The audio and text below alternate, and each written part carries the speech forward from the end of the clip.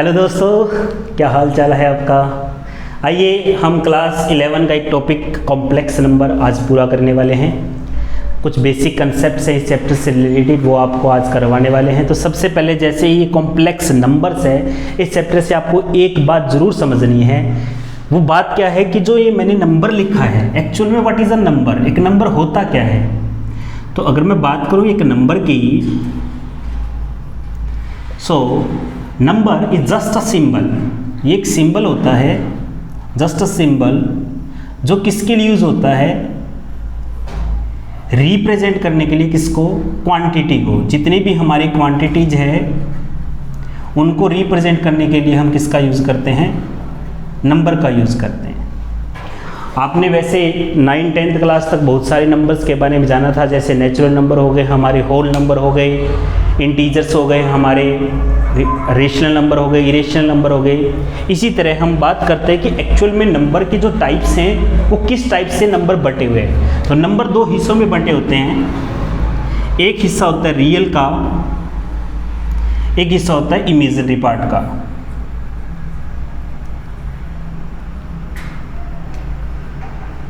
As we no कि रियल्स तो हम 9th और 10th क्लास तक पढ़ चुके हैं।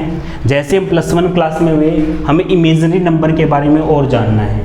तो ऐसे नंबर जो रियल लाइन नंबर के ऊपर, रियल नंबर जहाँ लाइन होती है हमारी, उस रियल नंबर लाइन के ऊपर एग्जिस्ट नहीं करे, जो उसके ऊपर एग्जिस्ट नहीं करते, ऐसे नंबर को हम क्या बोलते हैं, इमेजिनरी नंबर के नाम से जानते हैं। ये जो इमेजिनरी नंबर है, ये इमेजिनरी नंबर हमेशा कैसा होता है, इसकी विजुअलिटी कैसे होती है, आइए जानने की कोशिश करते हैं। लेट अस अज्यूम आपके पास एक इक्वेशन है x² + 1 = 0। यहाँ से हमें क्या मिला, ये +1 दूसरी साइड में जाके रिप्लेस होके x² - 1 की टर्म में गया, और जैसे ये स्क्वायर दूसरी साइड में जाएगा तो ये रूट की टर्म में चला जाएगा, और हमें दिखाई दे रहा है कि रूट के अंदर नेगेटिव नंबर आ चुका है। अभी तक हमने रियल नंबर के ऊपर ऐसा कुछ नहीं देखा कि रूट के अंदर भी क्या नेगेटिव नंबर आ सकते हैं। तो जैसे ही रूट के अंदर नेगेटिव नंबर आते हैं, उन नंबरों को हम इमेजिनरी के रूप में जानते हैं। इस रूट -1 को हम फिर कैसे डिनोट करते हैं, इसको हम एक वर्ड से डिनोट करते हैं, एक सिंबल से डिनोट करते हैं, और वो सिंबल हमारा ये आई का सिंबल है। इस सिंबल को हम बोलते हैं आयोटा। इस सिंबल को हम बोलते हैं आयोटा। तो जब हमारे पास रियल और इमेजिनरी दोनों आपस में मिक्स हो जाते हैं, जैसे एक नंबर इमेजिन रियल है हमारे पास, दैट इज 5, और एक इमेजिनरी है हमारे पास 3 आयोटा। मैंने दोनों की एडिशन की तो मुझे एक नंबर मिला 5 + 3 आयोटा। अब ये जो नंबर मिला, जो रियल और इमेजिनरी का मिक्स होकर मिला, इसको हम बोलते हैं कॉम्प्लेक्स।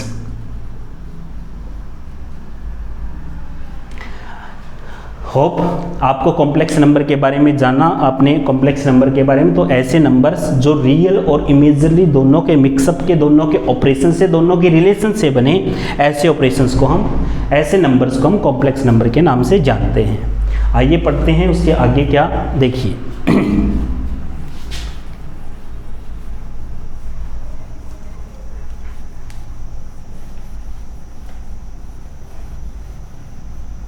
कॉम्प्लेक्स नंबर को हम हमेशा स्मॉल z से डिनोट करते हैं।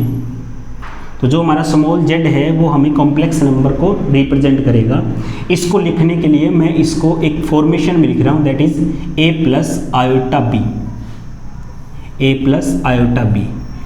जहाँ पर ये a जो है वो तो रियल नंबर को रिप्रेजेंट करेगा, और जहाँ पर ये आयोटा b है ये इमेजिनरी नंबर को रिप्रेजेंट करेगा। मैंने आपको स्टार्टिंग में एक बात बताई थी कि इमेजिनरी नंबर वो नंबर होते हैं जो रियल नंबर लाइन के ऊपर एग्जिस्ट नहीं करते। तो ये कहाँ पे एग्जिस्ट करते हैं, आइए जानते हैं इसके बारे में। इसके लिए एक मैथमेटिशियन हुआ करते थे जिनका नाम था गोस। उन्होंने अपना एक प्लेन बनाया जिसका नाम था गॉसियन प्लेन। जैसे आपने 9th क्लास के अंदर एक प्लेन के बारे में पढ़ा होगा, that is Cartesian plane. Same as एक ऐसा प्लेन जो इमेजिनरी नंबर को शो करे, उस प्लेन का नाम है गॉसियन प्लेन। गॉसियन प्लेन कैसा होता है, एक्चुअल में यहाँ पे दो तरह की लाइंस होती हैं। एक लाइन हमारी रियल नंबर लाइन होती है, ये वाली लाइन हमारी रियल नंबर लाइन है, और एक और जो लाइन होती है जो हमारी वर्टिकल लाइन होती है उसको हम बोलते हैं इमेजिनरी नंबर लाइन।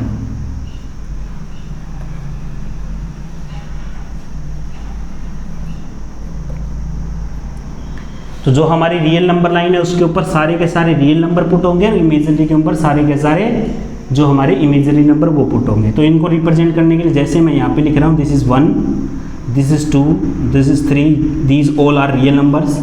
और अगर मैं यहाँ पे रिप्रेजेंट करूँ तो उसको मैं आयोटा, देन 2 आयोटा, 3 आयोटा यानी कि इमेजिनरी नंबर में शो करूँगा। एज वी नो ओरिजिन के इस साइड में जब हम जाते हैं लेफ्ट साइड में, देन -1, -2, -3 और बिलो साइड में जाते हैं ओरिजिन से तो माइनस के आयोटा हो जाएंगे, माइनस के 2 आयोटा हो जाएंगे, माइनस के 3 आयोटा हो जाएंगे। इनके बीच में कोई भी नंबर है, जैसे आपके पास एक नंबर आया जिसके अंदर 2 + 4 आयोटा एक नंबर है, जहाँ पर a जो है वो रियल नंबर है। रियल नंबर कितना यहाँ पे 2 है, तो रियल नंबर 2 हमारा ये वाला है और 4 आयोटा है। 4 आयोटा हमारा यहाँ पे रिप्रेजेंट करेगा। तो 2 और 4 से जो नंबर बनेगा, ये वाला जो नंबर होगा, ये वाला जो पॉइंट होगा वो किसको डिनोट करेगा, 2 + 4 आयोटा को डिनोट करेगा। अब नेक्स्ट बात जानते हैं हम, जो ये हमारा ओरिजिन पॉइंट है, इससे इस नंबर की जो डिस्टेंस है, इस पॉइंट की जो डिस्टेंस है, इस डिस्टेंस को वैसे तो डिस्टेंस फॉर्मूले से फाइंड आउट कर सकते हैं, क्योंकि डिस्टेंस फॉर्मूला मैंने 9th और 10th क्लास में पढ़ा था। इसको हम क्या बोलते हैं एक्चुअल में, इसको हम बोलते हैं मैग्नीट्यूड।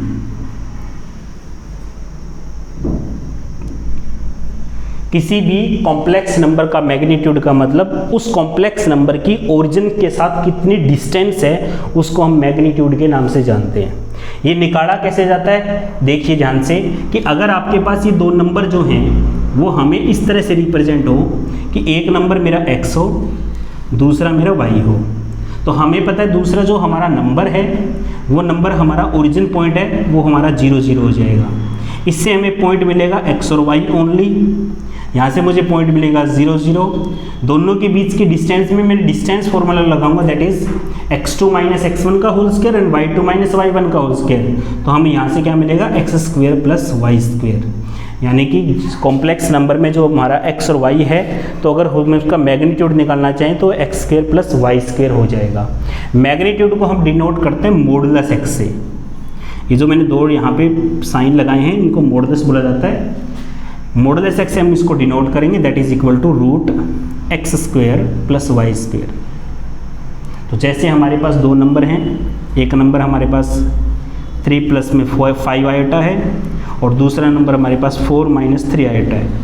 हमें दोनों कॉम्प्लेक्स नंबर का Z1 है कॉम्प्लेक्स नंबर और Z2 है कॉम्प्लेक्स नंबर, हमें इन दोनों का मैग्नीट्यूड निकालना है। तो हम कैसे निकालेंगे, Z1 का जो मैग्नीट्यूड होगा उसमें हम क्या करेंगे, सबसे पहले इसका स्क्वायर, 3 का स्क्वायर होगा हमारे पास 9 प्लस में इसका स्क्वायर, 5 का स्क्वायर हमारे पास 25। दोनों के अगर हम एडिशन करते हैं तो 234 यूनिट का हमारा जो है वो मैग्नीट्यूड आ जाएगा। सेम है Z2 का हमें मैग्नीट्यूड निकालने के लिए क्या करेंगे, रूट में सेम 4 का स्क्वायर 16 प्लस में -3 का स्क्वायर कितना होता है 9 एंड 16 और 9 25 को as we know very well 5 units लिख सकते हैं। तो that is our magnitudes of each and every complex number. इनकी कुछ प्रॉपर्टीज़ भी होती हैं, आइए उन प्रॉपर्टीज़ के बारे में जानते हैं। जैसे हमारे नंबर्स के बीच में प्रॉपर्टीज़ होती हैं एसोसिएटिव, कॉम्युलेटिव, सेम इसी तरह इनके अंदर भी बहुत सारी प्रॉपर्टीज़ होती हैं। कि जैसे हमारे पास हम किन्हीं भी दो जो नंबर हैं हमारे कॉम्प्लेक्स नंबर है Z1 and Z2 complex number हैं, उनको हम ऐड कर सकते हैं, उनको हम सब्ट्रैक्ट कर सकते हैं। सेम है, तो अगर मैं Z1 में ऐड करूं Z2 तो मुझे क्या मिलेगा, Z2 + Z1 मिल सकता है।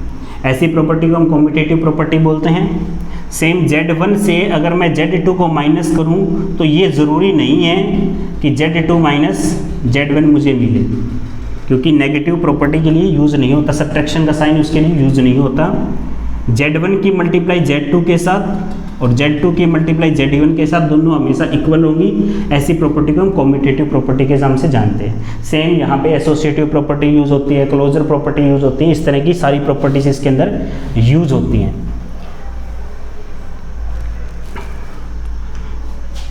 कुछ ऑपरेशंस इसके अंदर लागू होंगे, कैसे इसको सोल्व करते हैं, कैसे इसको ऑपरेट करते हैं, आइए जानते हैं। तो सबसे पहले आपके पास एक नंबर है, मान लेते हैं 4 आयोटा एक नंबर है, उस 4 आयोटा की मुझे एडिशन करनी है 5 आयोटा के साथ।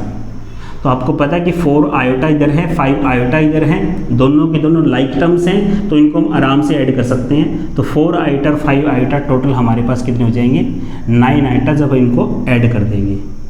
मल्टीप्लाई कैसे होते हैं, जैसे आपके पास 4 आयोटा है, अगर हम उसकी मल्टीप्लाई करना चाहें 5 आयोटा के साथ, तो मल्टीप्लाई में 4 और 5 की मल्टीप्लाई हो जाएगी 20, और आई के साथ मल्टीप्लाई क्या हो जाएगी, आयोटा स्क्वायर।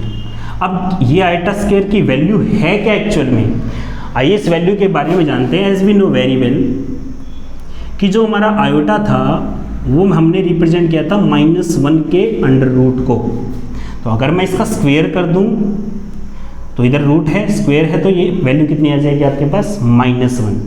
जैसे हम आयोटा क्यूब की बात करेंगे तो आयोटा क्यूब को हम ऐसे लिख सकते हैं ना, iota square multiply by iota, और आयोटा स्क्वायर आपको पता अभी हमने लिखा था -1, तो आयोटा क्यूब की वैल्यू हमारे पास माइनस आयोटा आ गई। सेम एज अगर मैं आयोटा 4 की बात करूं तो मीन आयोटा स्क्वायर का स्क्वायर हम कर सकते हैं, आयोटा स्क्वायर की वैल्यू हमारे पास -1 है, -1 का स्क्वायर हमारे पास क्या हो जाएगा, +1, तो आयोटा 4 की वैल्यू हमारे पास +1 आ गई।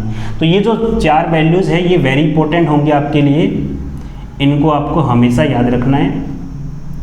नेक्स्ट हम बात करते हैं किसकी, ही सुनो कि जैसे आपके पास 2 नंबर्स हैं 4 - 3 आयोटा, एक और नंबर आपके पास 3 + 4 आयोटा, इसको हम सॉल्यूशन कैसे करते हैं। जैसे हमारे पास रूट की संख्या थी, हमने इरेशनल नंबर को 9th और 10th क्लास में सोल्व करना सीखा था, उनकी मल्टीप्लाई हमने की थी, सेम एज ऐसे हम मल्टीप्लाई कर सकते हैं। तो जैसे इस 4 की मल्टीप्लाई की जाएगी तो सबसे पहले 3 के साथ, फिर इसकी मल्टीप्लाई 4 के साथ की जाएगी। 4 3 = 12, 4 4 = 16, 3 की इसके साथ मल्टीप्लाई करेंगे 3 9 हो जाएंगे, 3 3 = और 3 की और 4 की मल्टीप्लाई जब करेंगे माइनस और प्लस के साथ तो -4 3 = 12, और आयोटा के आयोटा के साथ मल्टीप्लाई आयोटा स्क्वायर हो जाएगा। As we know very well, अभी मैंने बताया था आयोटा स्क्वायर की वैल्यू कितनी पुट करनी है आपको, -1। तो जैसे ये माइनस का 1 यहाँ पे पुट होगा तो ये +12 देन 24, एंड 16 में से 9 को लेस करेंगे देन 7 आयोटा। तो इन दोनों के प्रोडक्ट हमारे पास आ गई 24 + 7 आयोटा। इसी तरह हम हर तरीके के प्रोडक्ट इसके अंदर हम निकाल सकते हैं। कुछ और टाइप्स के क्वेश्चंस कैसे होते हैं इसके अंदर, जैसे आपके पास है यहाँ पे आयोटा के power 39, how to find iota के पावर 39, कैसे निकालें हम आयोटा के पावर 39। आइए देखते हैं हम कैसे निकालते हैं। तो एज वी नो हमारे पास यहाँ पे ऊपर 39 लिखा गया है। अभी मैंने आपको यहाँ पे एक ट्रिक के माध्यम से बताया था कि आयोटा की जो पावर 4 है वो किसके बराबर होती है, 1 के बराबर होती है। तो इस पावर को हम 4 में कन्वर्ट कर लेते हैं। कैसे करेंगे, इस 39 को हम 4 से डिवाइड कर लेते हैं। तो जैसे 4 से डिवाइड करेंगे 4 9 = 36, हमारे पास क्या आ गया, रिमाइंडर 3 आ गया। इस आयोटा के पावर 39 को अब ऐसे लिख सकते हैं, देखो ऐसे 9 × 4 देन मल्टीप्लाई में आयोटा देन पावर 3, इन दोनों की मल्टीप्लाई आयोटा के ऊपर, और उसके बाद में मल्टीप्लाई में जो रिमाइंडर है वो आयोटा के ऊपर। अब 4 की पावर में जब भी कोई भी नंबर है कि 1 है, यहाँ पे आयोटा की पावर 4, उसकी कितनी पावर करेंगे 1 के बराबर ही आ जाएगा। और यहाँ पे लिखा गया आयोटा क्यूब, आयोटा क्यूब की वैल्यू हमारे पास है माइनस आयोटा, देन हमारे पास आंसर कितना आ गया, माइनस के आयोटा। और बहुत सारी वैल्यू निकाल सकते हैं, जैसे आयोटा की पावर है 2304। अब आयोटा की इतनी पावर निकालनी बहुत इजी है, कैसे, इसको 4 की पावर में कन्वर्ट कर लेते हैं। तो 2304 है, उसको 4 से डिवाइड करेंगे, 4 5 = 20, देन 3 देन 0, 4 7 = 28, देन 2 4 4 6 = 24। यानी कि ये पूरा का पूरा नंबर जो है 4 से डिवाइड हो चुका है, और जैसे ये पूरा का पूरा नंबर 4 से डिवाइड होगा उसका आंसर कितना आ जाएगा, 1 आ जाएगा। Hope you understand, thank you.